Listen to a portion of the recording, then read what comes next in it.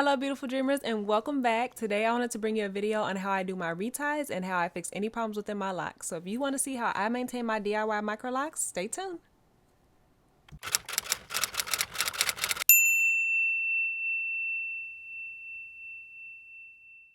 So these are the only tools that I'm going to be using for my retie. I'm going to be using my rat tail comb with the metal tip just because I like it for good parting, and I'm going to be using my misting spray bottle, and the only thing that's in there is water. I also have these two different types of yarn needles. I got both of these from Walmart. I really like these plastic ones because they're very pointy on the end, but not too pointy. They don't hurt my scalp or anything like that. These metal ones I haven't tried yet because, as you can see, they're a little bit more rounded and dull on the end, but I have them just in case. So this is the first few nights into my first retie, and I'm not even gonna lie to y'all, I'm not gonna show y'all their early footage because this is my first retie and it was very much a learning experience. So this is the next day. I wanted to get some better footage, better lighting for you guys just to show y'all the parting. In my previous video, I stated how I had to fix a lot of the parting just because the sizing was off, and it was a long experience. And honestly, this first retie took about a month, maybe even longer. I lost track. It took so long trying to undo and fix some of these micro locks within like weeks of new growth. So in order for me to fix a lot of that parting, I had to completely take down a lot of my established micro locks and re-establish them. So this is just me showing y'all how I did my parting. I tried to line up as best as I could the rows and just get as precise a parting as I could so that everything flowed and the sizing was as close to uniform as I could get it.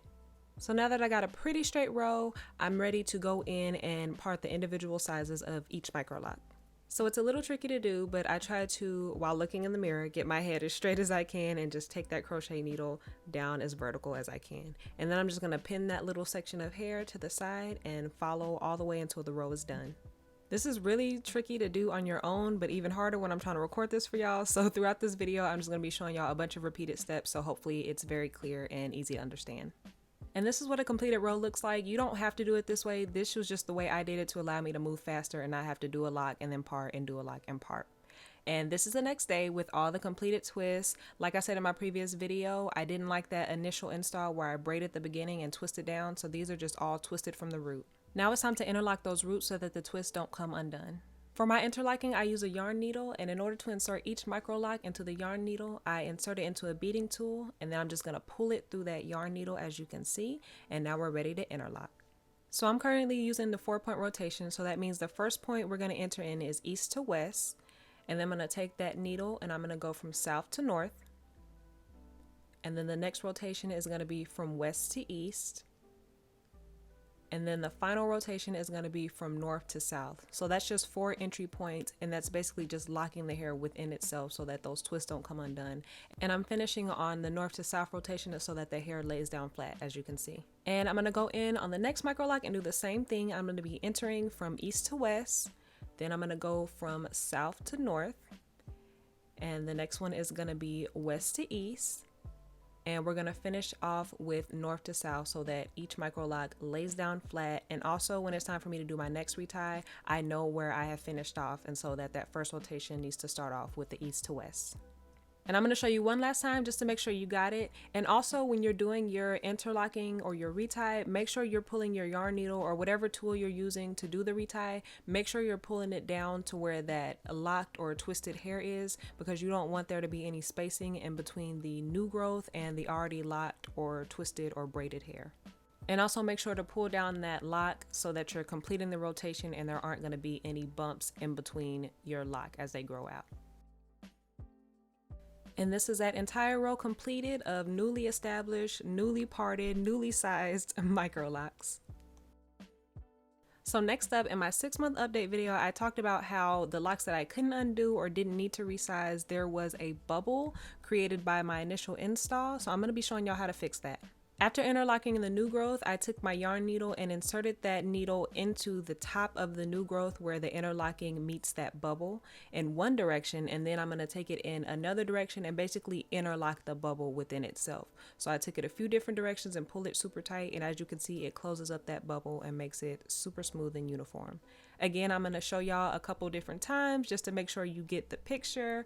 And as you can see, there's another bubble and another lock, and I'm just going to take my yarn needle and insert it horizontally in one direction And then I'm gonna pull that super tight and insert it in another direction, basically to interlock that bubble within itself.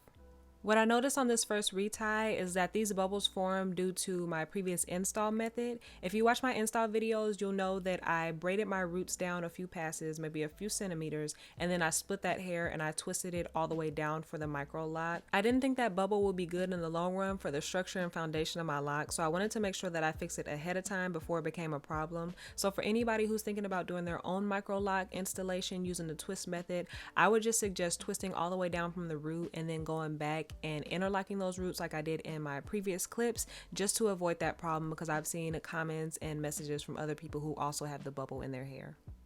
And that is it, y'all. I finished my first retie and I washed my hair, and this is what my curls and my grid is looking like after that wash. For anyone wondering, I did not use any products during my retie, just a spray bottle and my tools. And this is what my grid is looking like. I am so happy with the parting and the sizing of everything. It's not a perfect grid, but like I said in my previous videos, I knew that going into it. This is a DIY install, so it's not going to be perfect, but I love the way it turned out. I hope this inspires y'all to either start your microloc journey or continue on your journey, because I know it's a little rough when we get started, but it is so worth it. I love the way my hair is turning out and how everything is going. And this is what my hair is looking like after my twist out. I'm loving it. A lot of shrinkage, but we are not worried over here. It is what it is, but I love the way my hair is looking. So I hope y'all enjoyed this video. I hope it gave y'all some inspiration and some information. Don't forget to share it, give it a thumbs up. It really helps the channel out. Don't forget to follow me on my social media and subscribe down below and hit that bell so you get noticed every time I post a new video. Stay tuned for next time. Bye.